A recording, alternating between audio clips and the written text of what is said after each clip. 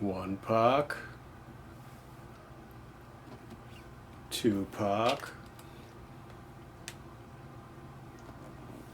not puck,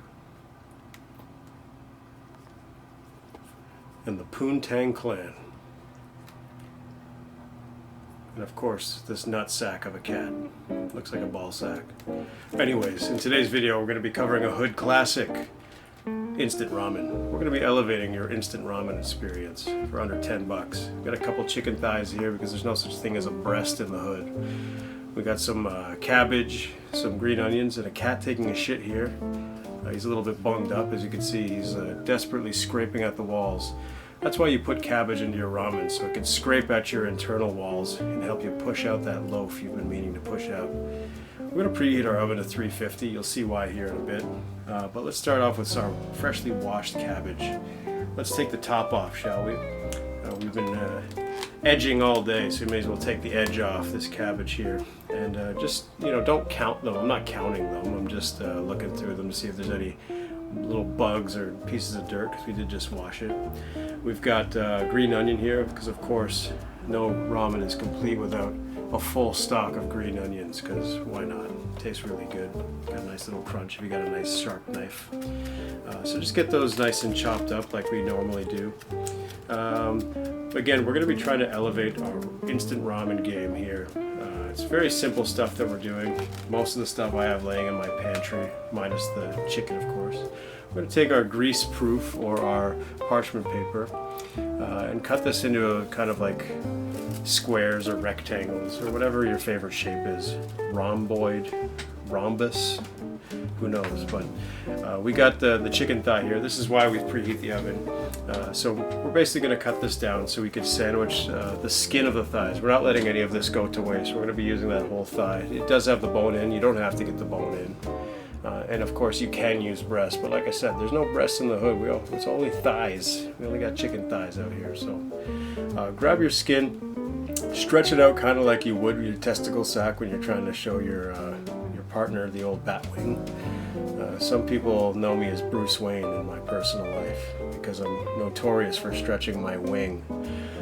So we're going to take both those pieces of skin right there and just stack it between these two pieces of parchment, and of course set your breasts or your thighs to the side. Of course breasts can come with skin too.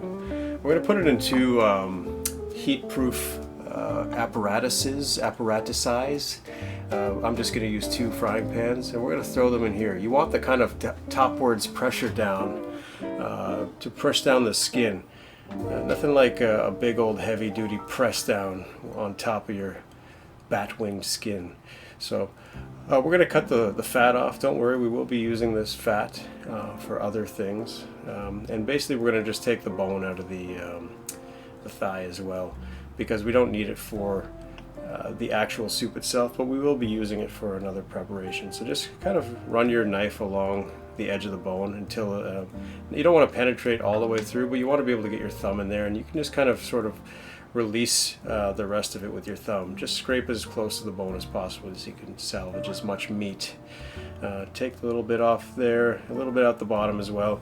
You can reserve these bones for a number of things, but like making a soup, sticking it up your cat's butt to help him poop. Perhaps I did that, perhaps I didn't. I won't tell. And we're going to just set these two lovely thighs together. There's no thigh gap there. I know that's the new in thing with you ladies nowadays. Always talking about, I want a thigh gap. We don't have thigh gaps in the hood. We got big body gals. So we're going to roll these up like, oh, that looks fun. I might save that for later. We're going to roll these up and set them aside. I don't know what that drip was. It definitely wasn't my nostrils, but we got some hot boiling water here. We're going to put all the scraps from the chicken in there and just kind of bump up the flavor of what we're about to do. Got some dark soy sauce, and basically we're going to be making a sort of tare, which we're going to poach our chicken and our egg in as well. I'm just kind of letting this, I got some chicken powder here, just kind of letting it sit there. To extract some flavor. We started hot. We're going to actually sort of cook it out slowly just so it has enough, you know, like full flavor extraction. We got mirin, which we had left over from one of our other videos as well here. And of course some sake. You don't need sake, you could use white wine or any type of, if we're in the hood, we got some OE. We got hood honey, you know, we got that bee on the bottle. That's the ghetto honey. Who even knows what that is? It's probably like corn syrup or something. We're gonna set it to a simmer. It's quite flavorful. We're gonna drop the 2 chicken thighs in, see how he's doing. Nope, still scratching at those walls. He didn't eat enough cabbage in his ramen, I guess. But after, I would say like 5 minutes, because it is quite thin, these thighs, we're gonna remove it from this soupy mess here and just set it aside to kind of rest. Always let your meat rest when you're done using it. And then you'll be ready for round 2. Words of wisdom. I never learned that because I never had a father to teach me. But we're going to stir this. We're going to stir this concoction here, and we are going to poach this egg in here. It's not going to look like the prettiest poached egg because it's obviously swimming in a bunch of bones and shit, and it's quite dark. This tare. So we're actually just going to cook that until it's, you know, perfectly poached. I would say it's probably close to like 1 minute, 1 minute and a half. You can see it looks like a freshly extracted testicle. Not the prettiest looking thing, like I said. There can be better looking poached eggs, but as you can see, this is the hood. You know, nothing's pretty in the hood. We got ourselves a little thing here because we didn't want to burn our cutting board, but this is the chicken thighs after we let it cook in that oven for a while. You can see it's almost like glass. And of course the steam is coming out of the pan, which is why it looks like you've got cataracts right now. But it's not actually. Save all of the oil actually off the grease proof. So we're just gonna kind of wring it out like a dirty towel. So take the chicken skin off, pat it dry onto a piece of paper. There you go. Now you can see again, 2020. You could also see my gray sweatpants. Ladies, gray sweatpants day. You know what I'm trying to say. We got the chicken skin right there, just kind of cooling off and drying off. And make sure you take the, again, this grease proof and strain all the grease off of it. We're actually going to reserve that and put that to the side because we are going to be putting that in our ramen at the end. It's a lot of flavor there. Take the 2 thighs that we just finished pounding into oblivion, which is why it looks so cooked, all that friction. And we're going to cut this little, it's like a fake roulade, I would say. We don't have twine in the hood to roll it up, so we just kind of rolled it up into those little weird logs you saw earlier. And just kind of cut them into pieces, which we're going to top the ramen in. Whatever scraps you can have, you can eat it, or maybe feed it to your wild beast if you own one. I wouldn't consider that I own him. He probably owns me. I'm talking about Anubis, by the way, because, you know, I have to serve him at every moment of the day, whenever I'm around at least. Take these little pieces as well and snack on them. Bombaras. Back to the boiling pot here. We've got our ramen, which we actually are going to put the full packet of noodles, and of course the seasoning on top, the ramen powder. We're going to reserve the little oil pouch because we might go to a Diddy party later, and oil up some fucking people with goddamn black garlic butter oil. We got the Napa cabbage in there. We're just going to blanch it quickly. Let it wilt ever so slightly. You don't want it to be not crunchy, so we're just letting it sit there for literally like 20 seconds and taking it out because we will be putting that in the soup at the end. And that's pretty much it. We got the ramen cooked to just al dente. Grab your nicest bowl. We got some minced garlic that we still had left over in the fridge. Like I said, just use what you got. This is the kind of the fun part. If you've been following along, we made a chili crisp in the first video, so I'm going to be using some of this chili crisp and some of the chili oil. That shit's still so good, and it's like packed full of umami. And you'll see, like once you eat this ramen, there's going to be so many layers of flavor the more you get deeper into the bowl. This is the Diddy Party oil I was referring to that comes with your ramen. This is like black garlic oil. It's basically liquid tar. I don't know if that's going to be easy to digest, but I'll have to ask Anubis later because he may have eaten a whole pack. We got the chicken oil here from the skin. We're going to add that to the bottom as well. And then we're going to top it off with our noodles. You know, there's nothing glamorous about what we're doing, This is again hood cooking, so just use your chopsticks or your spatula, your fork, however method you want to get these noodles out. If you're brave enough to stick your hand or your your unit in there, by all means.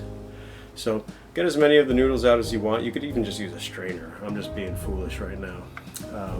And we got our chicken chashu kind of thing going on here, this little roulade that we made earlier. We're going to use about half because we don't want to overcrowd the bowl just for the presentation at the beginning. Excuse me. Of course, we're going to put our just metric ton of green onions because you know how Dada likes to do his shit. He likes to top his stuff off with green onions. So top as much green onion as you can. If you got more, by all means, add more. And then we got, of course, this little pocket. We always put a little pocket here for a little egg. So we got that ugly poached egg that we're just going to gently slide off. It is perfectly poached despite how ugly it is. But yeah, this is pretty much the final result. I mean, we do have the chicken skin and the Napa cabbage we'll be putting on at the end. I got some crispy onions laying around. You don't have to put that on. Just another element of flavor. And yeah, we're just going to top it off with the soup here. So use as much as you want or as little as you want. I'm not like too big on the soup. I like it just to kind of come up to the top of the noodles because I like my my ramen a little bit more on the like dry side, I would say. That's just me. I'm a little bit of a freaky freak. So here's what it should look like. This is a, like I said, an elevated instant ramen. This is under $10. The thighs were cheap. Of course, everybody's got an egg kicking around. Green onions are cheap. And you don't, have some fun. There's no right or wrong way. We got chicken skin and Napa cabbage you can put on the side as well like this. You can even tuck it into the bowl. Again, there's nothing pleasant or pretty about being in the hood. This is just hood meals.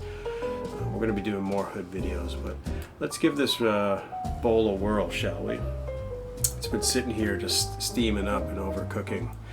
We got this nice beautiful poached egg that we're going to mix into the bottom. The deeper you get into this bowl, the more flavorful it will become because there's those layers of oil and umami at the bottom. And I could tell you from this experience alone, it was very good. The top layer started off just a little bit soupy, but the further and further I got into it, super flavorful. So many complicated flavors there from all the different fats and oils. And of course, Anubis is still trying to poop, which we will see probably at the end. Hopefully he made it out in one piece and hopefully his sphincter is intact. But anyways, this is great. He's still clawing at that wall. Hope you guys enjoyed this video. We'll see you in the next one for more cooking, maybe a hood video. Peace.